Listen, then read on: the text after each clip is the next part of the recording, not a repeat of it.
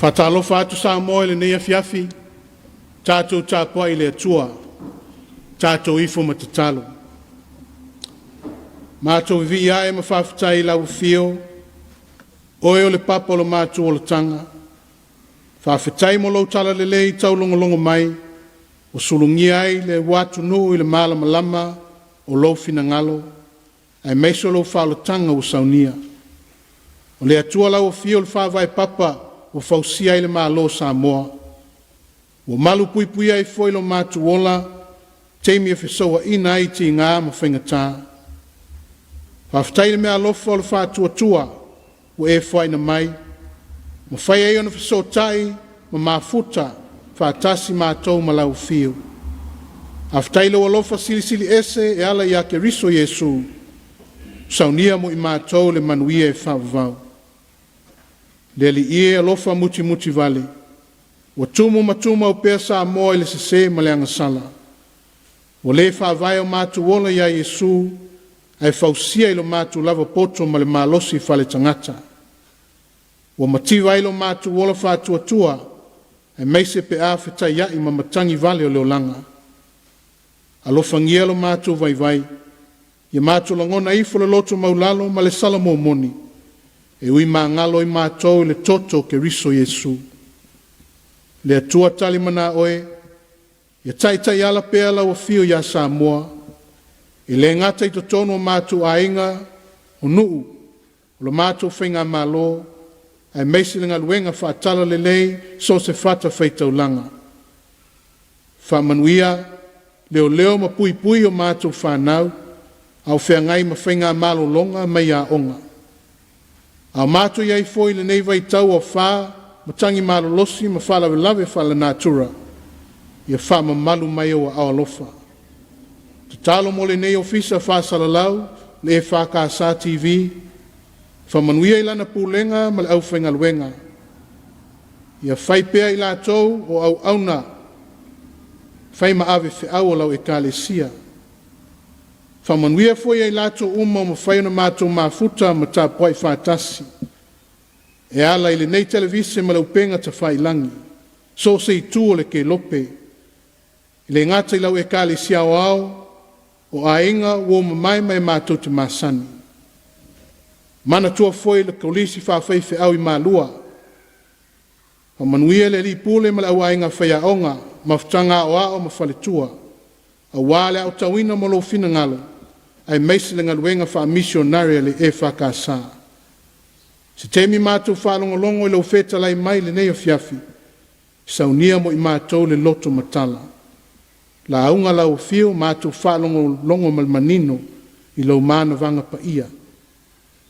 O le nale te talo ma leo lenga, ala atu ia isu ke risolo mātou limo lo mātou whaola. Amen. Whaitauino le tuspa ia, o le tusi whaitau, maua lea mai tusi o mātaio, matau poe fitu, wheupu e luas fulfā, si whangata mai wheupu e luas fulfitu. Whafonga mai ia fionga pa ia le atua, o le au whaitauina. O le nei, ai se whalongo ia upu nei, ma whaia ia, au te whātusaina o ia i le tangata poto, wana whaia lo na whale i lunga o le papa, o na tō mai lea o wanga, wo o mai foi ta whenga, wangi mai foi o matangi, o pesi mai lea fale. Ai le ipa u lava ia, a wawa whawai ina i lunga o le papa. Ai se whalongo foi au upu nei, ai le whaia. Whātusaina o ia i le tangata valea, na whaia lo na fale i lunga o le one one. O na tō mai lea o wanga, wo o mai foi ta whenga, wangi mai foi o matangi. O pesi mai lea fale, o na pau ai lea, wa nuti pala ina lava. Whamanuia mai lea tua, mo le whaitauina o le tuspa ia. Tātou pese, i le pese tolu se lau luas fulua. Tātou pese ai lea tua.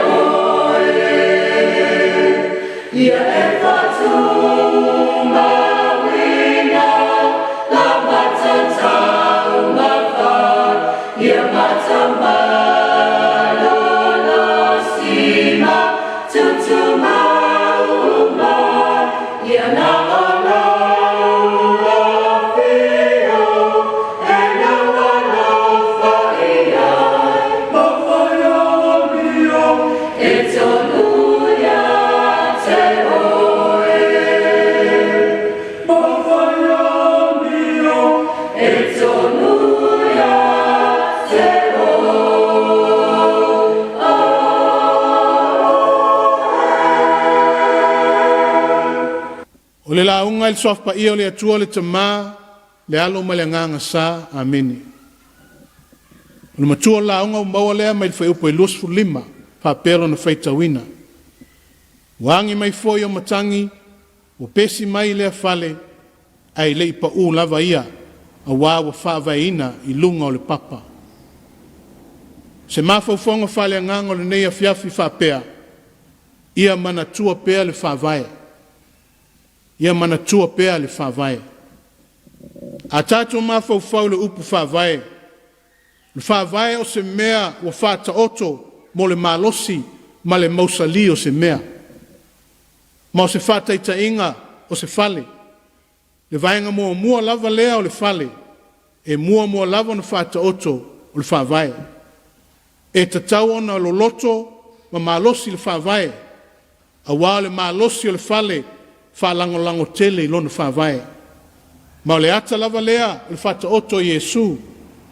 O tangata e tō lua na whalongo i upu ma o onga Yesu. Ma o le ese esenga o ia tangata e tō lua. O le tasi wa ia whalongo ma usitai ma whatino upu o Yesu. Ao le isi. Wana whalongo i saunoanga Yesu. Ai wa le tausi yana polo inga. A wafoi. E leifai mai Yesu, a mea ia whaalongo ma malama. Po le whaalongo ma talitonu le ai. Whetalainga le li. Ai se whaalongo ia upu nei ma whaia e ia. O lona winga, o le tangata foi lea ua na maua le atua, ua maua e ia le ola. E maua foi e ia le alofa mai le li. O le tangata lea ua whaavaelo na olanga i upu o keriso. O whātusa ina o ia le tangata poto, whaavaelo na fale i lunga o le papa. Mai masalo, ai e tai fōlinga tutusa lava fale na whaia ia tangata e tōlua. Ao le ese senga māta wina lava le whaavae. Po le ale mānaia ma le fōlinga māta ngofi o le fale. Ai a le lei ma mālosi le whaavae. E iei le teimi e tūlanga fale tonu ai le fale.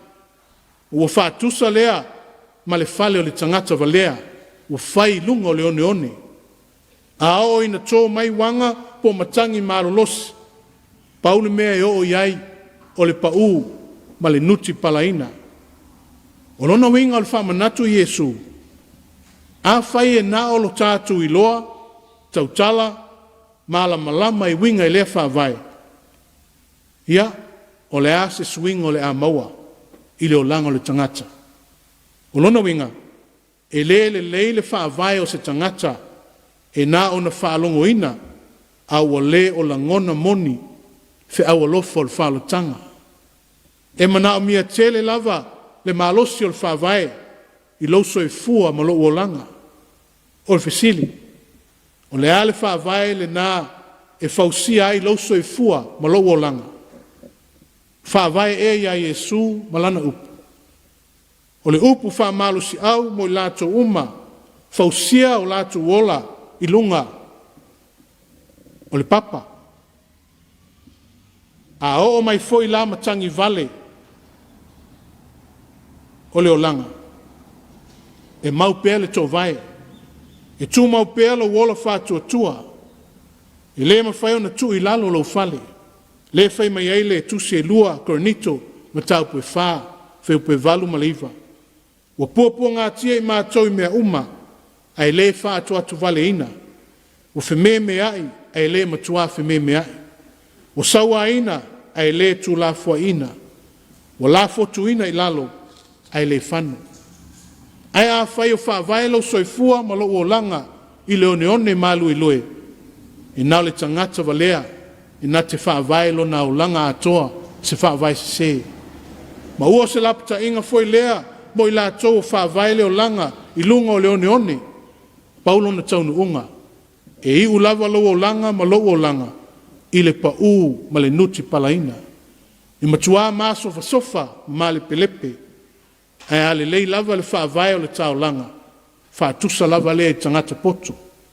O le ngata i le whaalongo ma le langona, ai ua ola ma whaatino le whaavai whaakirisiano. O ia talia ina, ma ua ngoto ifo i le loto ma le anganga, ma ua ola ai asu uma. O langona ina le sua malie, o le ola au auna, ma le ola ofu ina atu, mo le atua ma lona finangalo. O le foi pe solomuli, pe ato mai wanga o whaafi tauli ma whaingatā, ai meisi o lu i tau o le soifua au auna. Ina ua matua ma waa le whaavai, soifua whātua tua ia ke riso Yesu. Tātou te whaafitai sto whāna ai, nei tua au ma vai, no lātou whāta oto le whaavai mo Samoa. Ne ia vea mātu nu e mālosi ma mautū, lona mālotu tō tasi.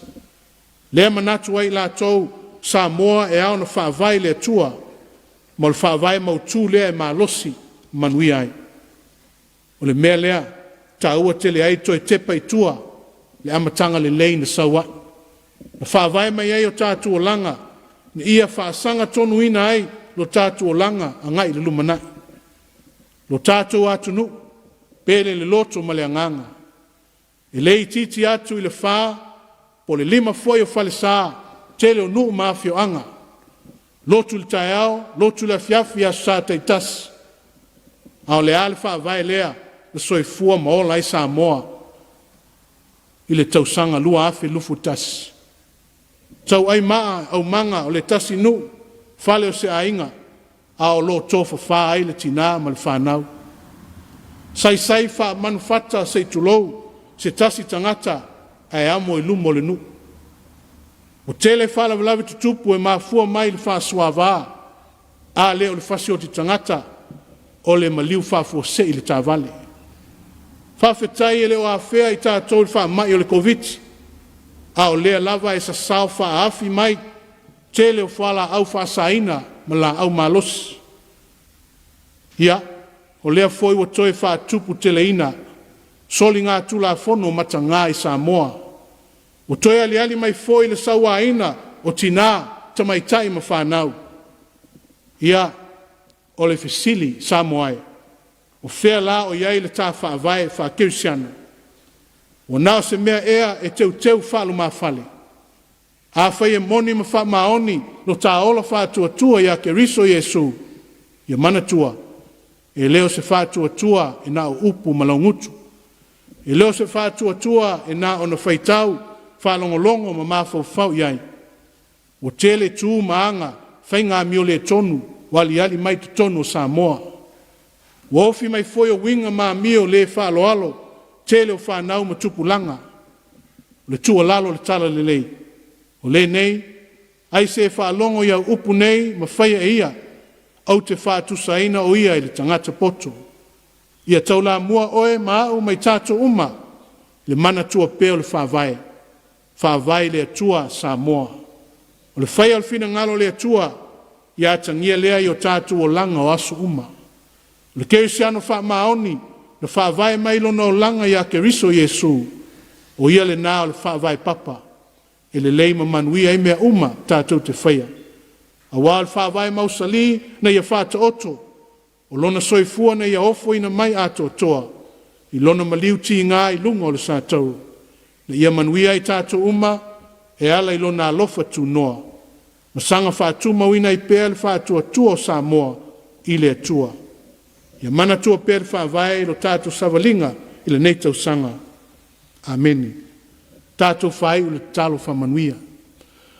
Manuia malfile e mua lau fio le atua le tamā. Le lofa sisi li ese e su ke risolo mātua li whaola. Aluenga whai pēr lo lava nganga pa ia. Ia tu mau mai pēle i lunga o Samoa.